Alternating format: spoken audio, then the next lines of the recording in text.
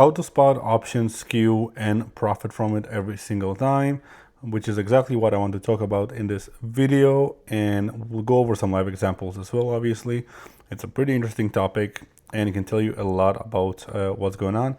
My name is Eli. I'm a professional options trader. So let's begin with what is a skew and what it tells us. So this is some basic stuff. So what is an option skew? It's basically when the price of the same delta, call or the put, is significantly higher or lower in terms of the actual strike price, right? So for example, a delta 10 put is worth $100 and a delta 10 call might be worth $400, right? So there's a big skew even though it's the same delta.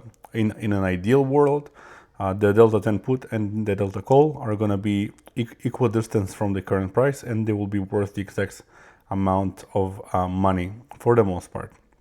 Now, what it tells us basically that market makers are pricing in more risk premium to one side of the market because the price can crash to that specific side. So for example, SPY puts are historically more expensive than calls because SPY can pretty much only crash downwards. Now with commodities, it's a bit different. It depends on the fundamentals and what's going on. So for commodities, it changes drastically depending on the fundamentals. Calls and puts can be priced equally, and they can be priced very differently within a few weeks. It just tells us that, gold, for example, might be really neutral, and calls and puts might be priced very similarly. But then if something kind of happens, fundamentals shift, the calls will be priced much more for gold, which is what we're going to be taking a look at in just 1 second. So hopefully this is pretty simple. So let's go over and see what it looks like and how you can actually profit from it. This is an example for a heavy skew to the call side, and we're looking at natural gas. So if, for example, we will look at the delta 9.5, 9.7, which is just inside the expected move here. So it's strike 2.85 on a put side. Then if we look for the same delta on the call side, we're looking at delta 9.5, or here we go, 9.6. We're looking at strike 5.55. So if we go to the graph and we label it, this is what it looks like: 2.85 and 5.55. Same delta, but at the same time, the put side is way closer to the current price than the call side, right? So this tells us that we have way more risk to the upside, right? And also if we look at the pricing, so this is priced at, let's call it 0.045, and the other one is usually different. So this one is priced at 0.0, let's call it 37. So it's cheaper, right? So it's closer to the current price, and it's cheaper, right? So there's more premium on the call side, even though it's it's way more, it's farther out of the money in terms of the strike, but same delta, call side is more expensive. So it tells us we have way more risk premium to the call side. Now let's look at an example of of something a bit more stable. So we'll look at corn, and again, it all depends on fundamentals. It can really change from season to season, and this is where you can actually kind of like make your money. So let's, for example, look at it's delta 14.7, give or take. Then the closest we have is delta 12, so strike 420. Then we have strike 470. I guess it's close enough. Maybe we can go to 475. Whatever, we'll go 470, 420. All right. So if we go and look what it looks like on the graph, you can see it's a way more equidistant. In fact, it's extremely close to being equidistant. So we can see it's 5.67% to the upside, give or take, and about 5.55% to the downside. So very equidistant is my point. There's always a skew, a small skew. It's never the perfectly priced, but this is pretty close, right? And we can also look at gold, which I already labeled. It's the same delta, and with gold you can see it's a bit more fair.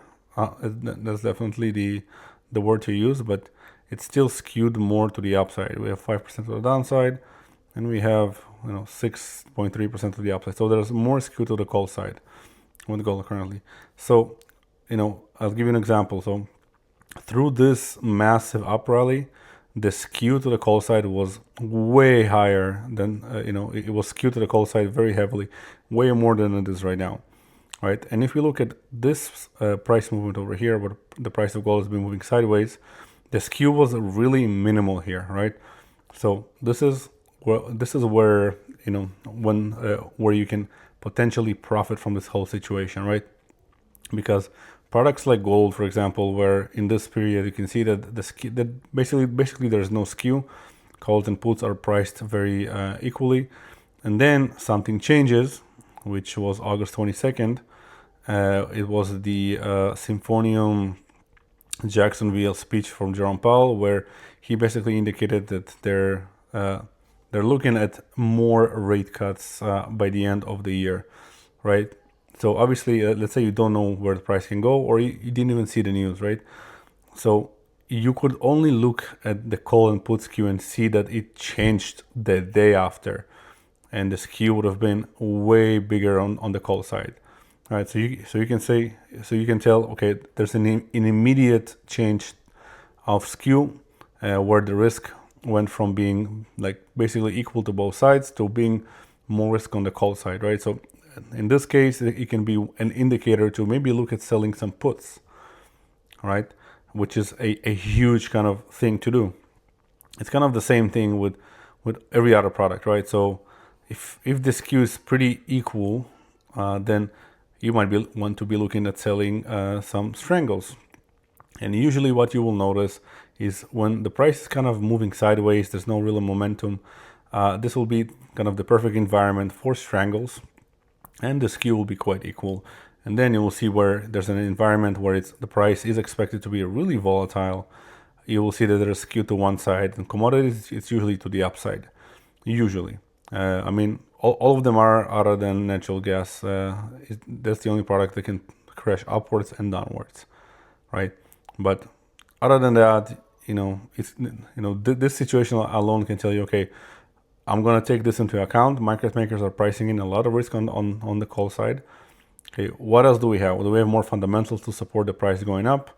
Because it doesn't, if there's a skew to the call side, it doesn't necessarily mean the price will go up all the time. Kind of the same thing with the ES or the SPY. The puts are way more, there's a skew to the put side because the market can really crash to the downside.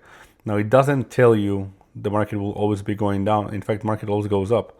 So if you will be selling only calls, you'll be probably having a lot of trouble all the time, right? And you'll be better off selling some puts, even though the skew is to the put side, which is where all the risk is when you trade on the ES.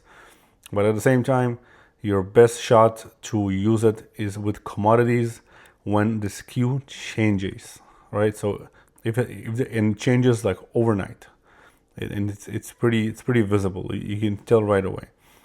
So this is a pretty big tell on what's going on, and usually you can take the position opposite to the skew. So if the skew is to the call sides are more expensive. You can probably look at fundamentals and probably sell some puts, especially if the change, the skew just changed, which is I want to put emphasis on the skew changing. The skew can be the same for a long time. So, and this it doesn't necessarily tell you exactly what's going on, right? Like on the ES we have a skew to the put side all the time basically, right? But if, for example, the skew changes from the put side and becomes more equal for the call and for the put, so there's basically no skew, then this moment can tell you, okay, I can probably go neutral for a while, right? So we're looking for the change in skew, and not necessarily only what the skew is currently. Skews can change, which is kind of the your secret sauce, I guess you can call it, because this can tell you a lot about fundamentals and a lot about what market makers are expecting to happen. And usually what they expect to happen ends up happening, right? So especially if they change their pricing of the options drastically from yesterday to today. I think it just all makes sense. Maybe this is something a lot of people didn't really didn't really were aware about or were looking at, but I think it just makes a lot of sense, and it has helped me in the past many times to profit, and also to stay away from travel, which is another way of, I guess, making money. When you don't lose money, you make money. Or I guess when you don't lose money, you keep the money you have. And if you made an active decision and it resulted in you not losing money, then this is a form of making money, especially in this business. So thank you so much for watching. If you have any questions, let me know. Hopefully this video was useful. I know this is not a common topic, but at the same time, this is something that I think, professionals and people who really want to do it for a living should really know and be able to, to use it for their advantage. Thank you again, and I will catch you in the next one.